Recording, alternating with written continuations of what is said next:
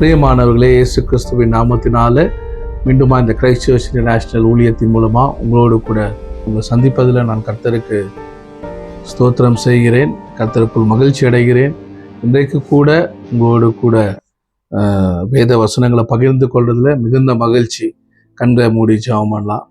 எங்களை கிருபையாய் நேசிக்கிற நல்ல தகப்பனே, உம்முடைய ஆண்டவரே, அனாதி தீர்மானத்தின்படி தாவே உம்முடைய பிள்ளைகளாய் அழைக்கப்பட்ட எங்கள் மேல் உம்முடைய தயவு கிருபை அதிகமாய் நீர் பெருக பண்ணியிருக்கிறதுக்காக நன்றி ஆண்டவரே. இன்றைக்கும் ஆண்டவரே, இந்த வசனத்தை கேட்கிற ஒவ்வொருவரோடு பரிசுத்த ஆவியாய் இடைபெறுவீராக. அவங்களுக்கு ஆண்டவரே நீர் ஊழியம் செய்வீராக. நீர் எங்களுக்கு ஊழியம் செய்யும்படியாக எங்களை விட்டு கொடுக்குறோம் ஐயா. நீங்க பேசுங்க, எங்கள் வாழ்க்கைக்கு பிரயோஜனமானதை நீங்க செய்யுங்க ஆண்டவரே. நீரே ஆண்டவரே சகலவற்றையும் போதிக்கிறவர், நீரே நல்ல போதகர். உம்மை நாங்கள் வரவேற்கிறோம். நீ நடத்துகிறதுக்காய் நன்றி, பேசுகிறதுக்காய் நன்றி. இயேசுவின் நாமத்தில் பிதாவே. அப்போஸ்தலர் நடபடிகள் 1:6 சொல்லுகிறது, அப்பொழுது கூடி வந்திருந்தவர்கள் அவரை நோக்கி, ஆண்டவரே, இக்காலத்தில் ராஜ்யபாரத்தை இஸ்ரவேலுக்கு திரும்ப கொடுப்பீரா என்று கேட்டார்கள். அதற்கு அவர், பிதாவானவர் தம்முடைய ஆதீனத்தில் வைத்திருக்கிற காலங்களையும் வேலைகளையும் அறிகிறது உங்களுக்கு அடுத்ததல்ல. இங்க சீஷர்கள் கேட்குறாங்க இயேசு கிட்ட, இந்த காலத்திலா தேவனுடைய ராஜ்யத்தை நீங்க திருப்பி கொடுப்பீங்க, ராஜ்யத்தை திருப்பி கொடுப்பீங்க அப்படின்னு கேட்கும்போது, அப்போ ஆண்டவராக இயேசு கிறிஸ்து சொல்றாரு, 4 அன்றியும் அவருடனே வந்திருக்கும் போது அவர்களை நோக்கி, யோவான் ஜலத்தினாலே ஞானஸ்தானம் கொடுத்தான், நீங்கள் சில நாளுக்குள்ளே பரிசுத்த ஆவியினாலே ஞானஸ்தானம் பெறுவீர்கள். ஆகையால் நீங்கள் எருசலேமை விட்டு போகாமல் இடத்தில் கேள்விப்பட்ட பிதாவின் வாக்குத்தத்தம் நிறைவேற காத்திருங்கள் என்று கட்டளையிட்டார்.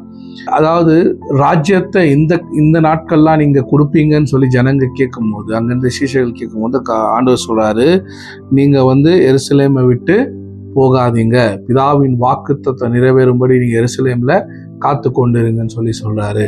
பிதாவின் வாக்குத்தத்தத்துக்கும் ராஜ்யத்துக்கும் என்ன சம்பந்தம் இருக்கிறது? 8 சொல்லுது, பரிசுத்த ஆவி உங்களிடத்தில் வரும்போது நீங்கள் பலனடைந்து எருசலேமிலும் யூதேயா முழுவதிலும் சமரியாவிலும் பூமியின் கடைசி பரியந்தமும் எனக்கு சாட்சிகளாயிருப்பீர்கள் என்றார். அப்போ தேவனுடைய ராஜ்யம் என்பது புசிப்பும் குடிப்பும் அல்ல, அது தேவனுடைய சந்தோஷமும், அது பரிசுத்த ஆவியினால் உண்டாகிற சமாதானமும் சந்தோஷமும் இருக்கிறது. நீதியும் சமாதானமும் பரிசுத்த ஆவியினால் உண்டாகிற சந்தோஷமா இருக்கிறது. அப்போ உண்மையான ராஜ்யம், த கிங்டம் ஆஃப் காட்னு சொல்லும் போது, it's full of the holy spirit. அது பரிசுத்த ஆவியினால் உண்டாகிற சந்தோஷம், சமாதானம், தேவனுடைய நீதியா இருக்கிறது. அதுதான் இங்க சொல்றாரு, பரிசுத்த ஆவி உங்களிடத்தில் வரும்போது நீங்கள் பலனடைந்து எனக்கு சாட்சிகளாய் இருப்பீங்கன்னு சொல்லி. இன்னைக்கு நம்ம வாழ்க்கையில் ஆண்டவராகிய இயேசு கிறிஸ்துவை நம்ம ஏற்றுக்கொண்டு இருக்கிறோம், நம்ம ரட்சிக்கப்பட்டு இருக்கிறோம், நம்ம சபைக்கு போறோம். ஆனா ஆண்டவர் இன்னும் நம்ம கிட்ட இருந்து எதிர்பார்க்கிற ஒரு பிரதானமான காரியம் என்ன தெரியுங்களா? அவருக்கு சாட்சியாய் வாழ்வது, அவருக்கு சாட்சியாய் நிற்பது.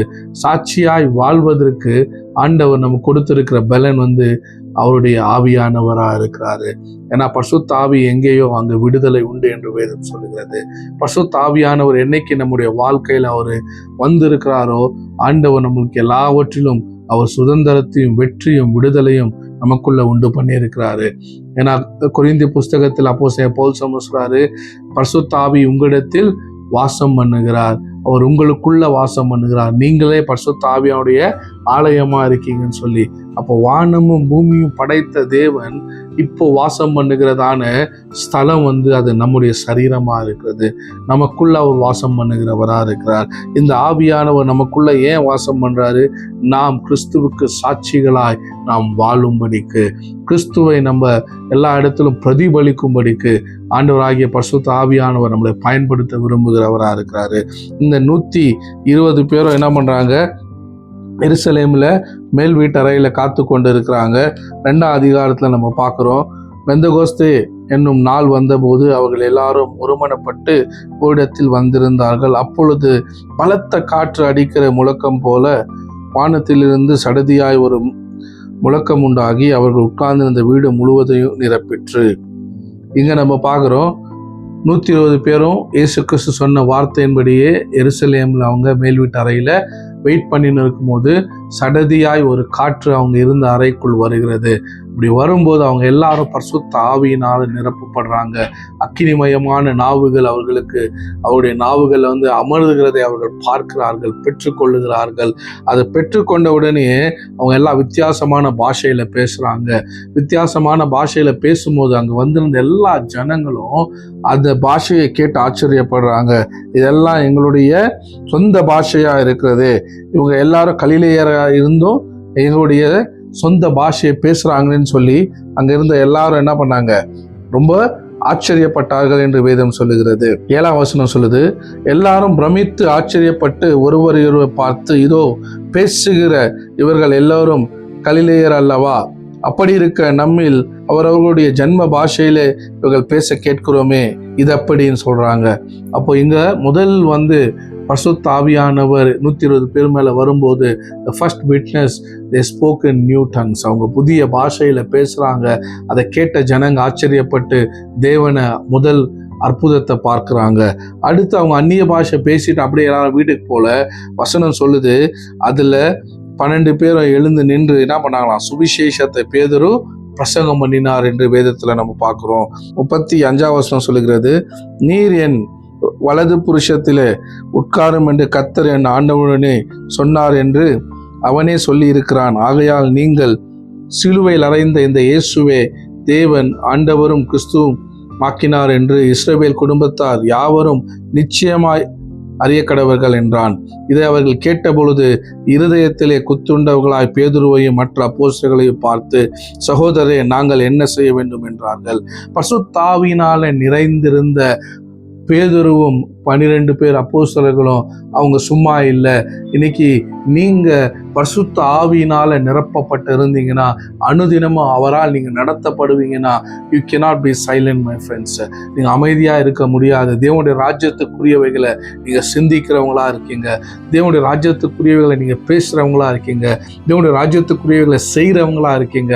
ஏன்னா கர்த்தர் வருகிறது அது சீக்கிரமா இருக்கிறது. இயேசு வர்றதுக்கு முன்பதாக அகிலம் எங்கிலும் சுவிசேஷம் அறிவிக்கப்பட வேண்டும் என்று வேதம் சொல்லுது.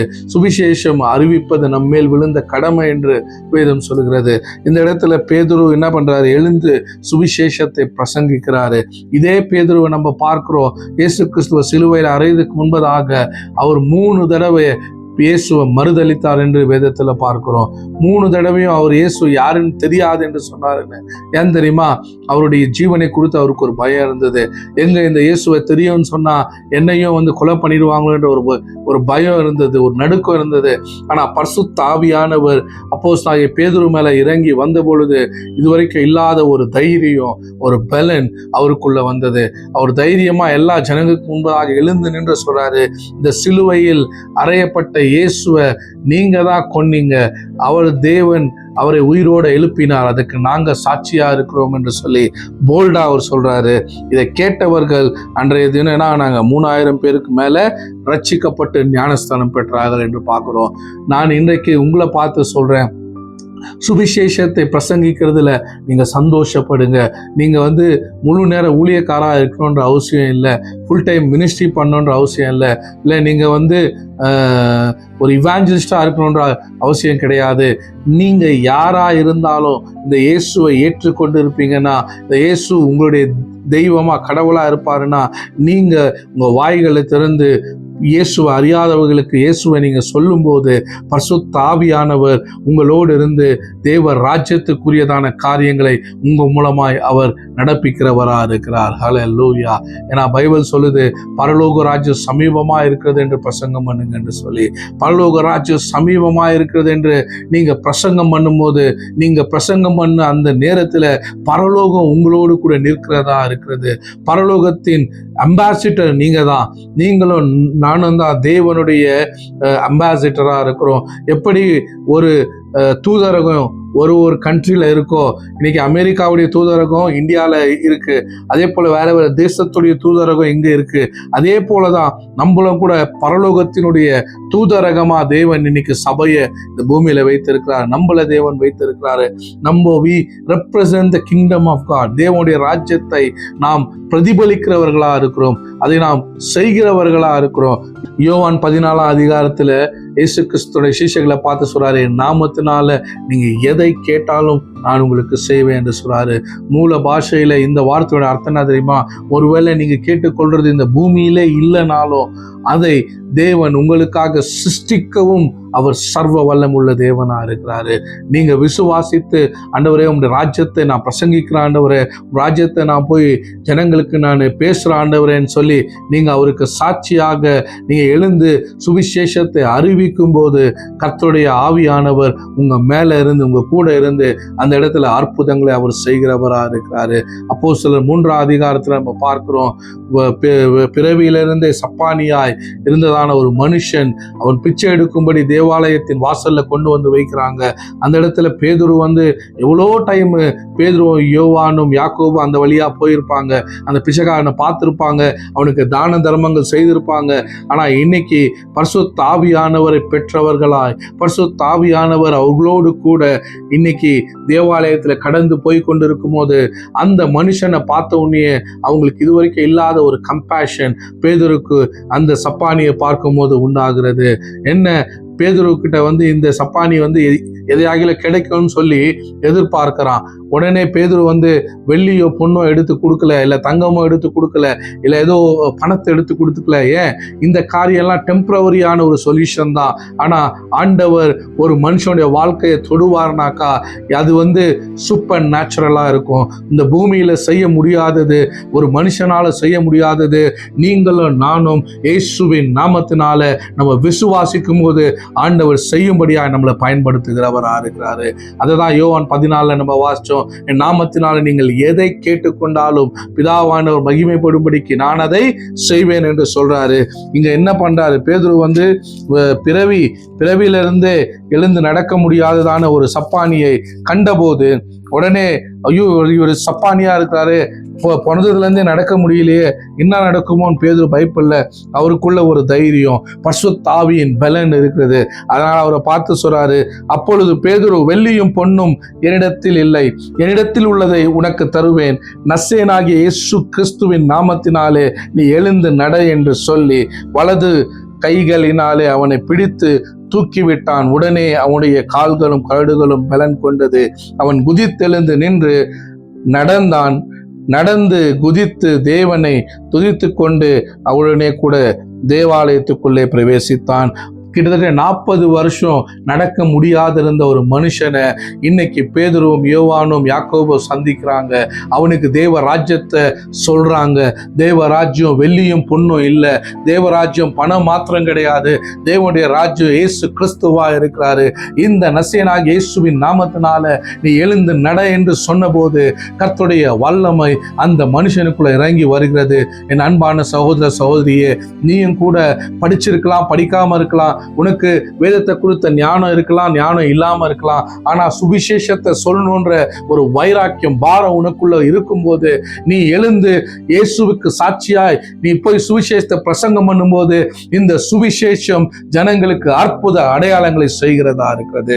கர்த்தருடைய வல்லமை அந்த இடத்துல வெளியரங்கமா கிரியை செய்கிறத உன் கண்களால நீ காண்பாய். அதனால விசுவாசிக்கிறவர்களா நடக்கும் அடையாளங்கள் யாவன என்று சொல்லி மார்க்ல 16ஆம் அதிகாரத்துல நம்ம பார்க்கிறோம். யார் மூலமா ஆண்டவர் அற்புதம் செய்யறாரு? விசுவாசிக்கிறவர்கள் மூலமா அற்புதம் செய்யறாரு. அப்போ நீங்க ஒரு அப்போஸ்தலரா இருக்கணும், ஒரு ப்ராஃபட்டா இருக்கணும், முழு நேர ஊழியக்காரா இருக்கணும், இல்லை நிறைய நாள் உட்கார்ந்து நீங்க உபவாசம் பண்ணணும், அப்படிலாம் ஒரு ரிக்வயர்மெண்ட் இல்லை. விசுவாசம், இயேசு எனக்குள்ள இருக்கிறாரு, பரிசுத்த ஆவியானவர் எனக்குள்ள இருக்கிறாரு, நான் போய் சுவிசேஷத்தை பிரசங்கம் பண்ணும்போது நிச்சயமா நான் விசுவாசிக்கும் போது இயேசு இந்த பூமியில இருக்கும்போது என்னத்தை செய்தாரோ அதை நானும் செய்வேன். அவர் கண் இல்லாதவர்களுக்கு கண்களை திறந்தாரு, காதில்லாதவர்களுடைய காதுகளை திறந்தாரு, நடக்க முடியாதவர்களை அவர் தொட்டு சுகமாக்கினாரு, குஷ்ட ரோகிகளை அவர் குணமாக்கினாரு.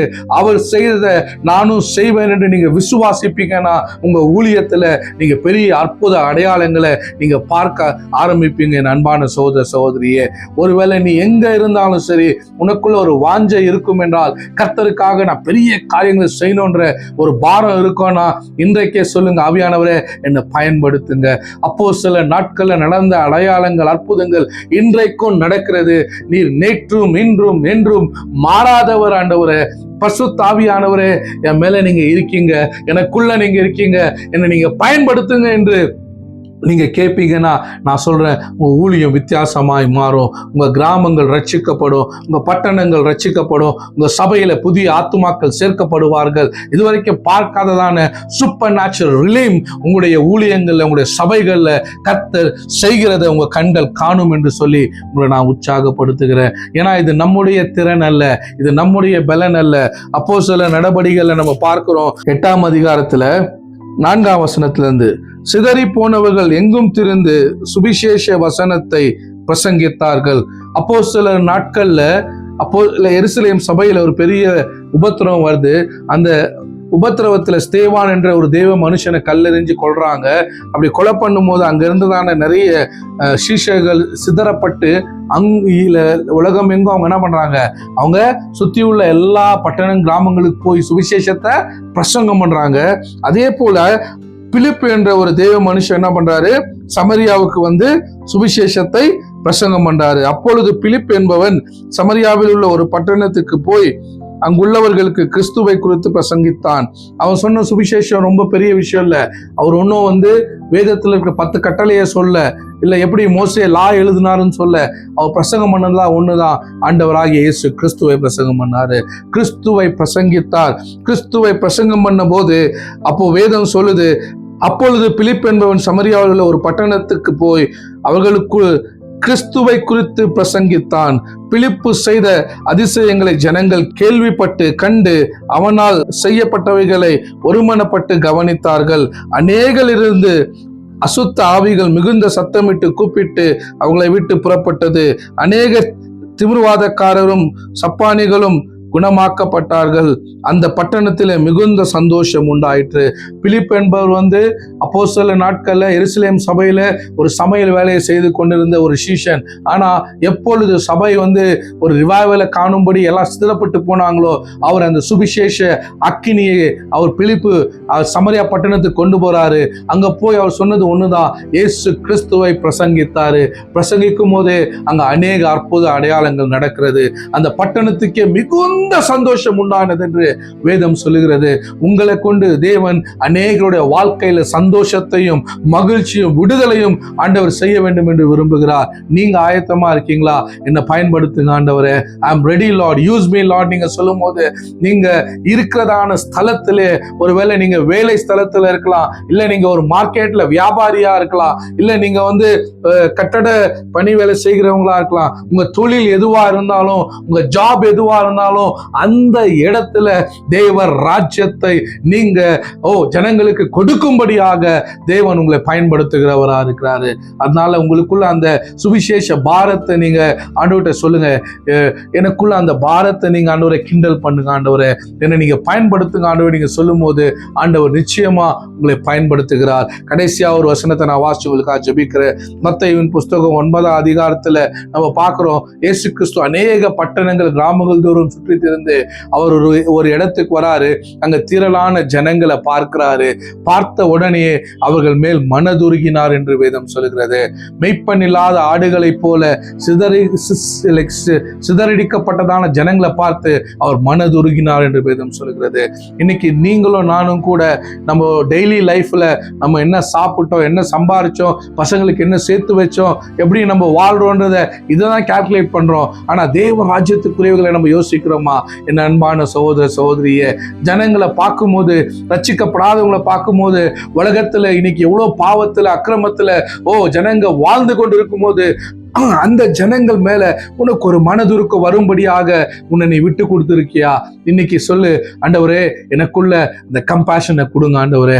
When I see people, let my heart move with compassion. கிறிஸ்துவனுடைய மனதுருக்கம் என்னை ஆண்டவரே என்னை பயன்படுத்தட்டும் என்று சொல்லி நீங்க சொல்வீங்கன்னா அந்த கம்பேஷன் உங்க லைஃப்ல சூப்பர் நேச்சுரல் ரிலீமை ஓப்பன் பண்ணக்கூடியதா இருக்கும். ஏன்னா இயேசு கிறிஸ்து கிட்ட ஒரு குஷ்டரோகி வந்து கேட்கிறான், ஆண்டவரே உமக்கு சித்தமானால் என்னை சுத்தமாக்கும் என்று சொல்லி. அப்போ இயேசு அவன் மேல் மனதுருகின்னு வேதம் சொல்லுது. அப்படின்னா என்ன, ஆண்டவர் வந்து அந்த இடத்துல குஷ்டரோகி வந்து இயேசு கிறிஸ்துவனால சுகமாக்க முடியாதுன்றதுக்காக கேட்கல. அவன் கம்யூனிட்டில இருந்து தள்ளப்பட்டவனா இருந்தான், அவன் கம்யூனிட்டில இருந்து ரிஜெக்ட் ஆனவனா இருந்தான். அவனை யாரும் தொட மாட்டாங்க, பேச மாட்டாங்க, அவனை யாரும் ஏற்றுக்கொள்ள மாட்டாங்க. இந்த ஒரு மனுஷன் மேல இயேசு வந்து மனதுருகிறாரு. அந்த மனுஷனை யாராவது தொட்டாக்கா அவனை வந்து அசுத்தமுள்ளவன் என்று சொல்லுவாங்க, அன்கிளீன் என்று சொல்லுவாங்க. ஆனா சுத்தமுள்ளவர் அந்த சுத்தமில்லாதவனை தொட்ட போது அவனுடைய வாழ்க்கை சுத்தமாய் மாறினது.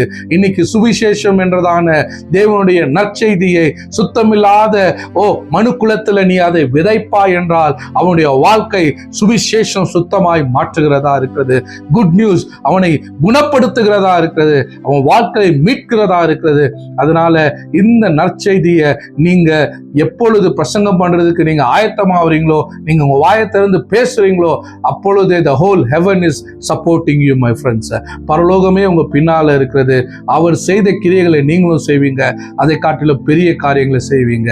இந்த செய்தியை விசுவாசிக்கிறவங்க நீங்க எழுந்து சுவிசேஷம் சொல்றேன்னு உங்களை நீங்க ஒப்புக்கொடுங்க. கர்த்தர் உங்களை பயன்படுத்துவாராக. கண்களை மூடி ஜெபம் பண்ணலாம். எங்களை அதிகமாய் நேசிக்கிற நல்ல தகப்பனே, இன்றைக்கு இந்த செய்தியை கேட்டுக்கொண்டிருக்கிற ஒவ்வொருத்தரும் மேல உம்முடைய மனதுருக்கத்தை நான் பேசுகிறையா. Let the compassion of the Lord, கர்த்தருடைய மனதுருக்கம் எங்களை பிடித்துக் கொள்வதாக. அழிந்து போகிற ஆத்துமாக்களை குறித்த ஒரு பாரம் எங்களுக்கு உண்டாகட்டையா. இன்னும் ரட்சிக்கப்படாத என்னுடைய சகோதரர்கள் சகோதரிகள், என் உறவினர்கள், என் குடும்பங்களை நான் பார்க்கும்போது அவர்களுக்காக சுவிசேஷத்தை பிரசங்கிக்க, அவங்களுடைய ஆண்டவரே வாழ்க்கையில ஒரு டர்னிங் பாயிண்ட்டை நாங்க பார்க்க ஆண்டவரே எங்களை பயன்படுத்துவீராக. எங்களை யூஸ் பண்ணுங்க ஆவியானவரே. இயேசுவின் நாமத்தினால இப்பொழுது சுவிசேஷத்துக்குரிய ஒரு பாரமும் உமக்கு சாட்சியாய் நிற்கிற ஒரு வைராக்கியமும் கர்த்தாவே பிள்ளைகளுக்குள்ளாய் நீர் கொண்டு வருவீராக, பயன்படுத்துவீராக. இயேசுவின் நாமத்தில் பிதாவே. ஆமென். God bless you all.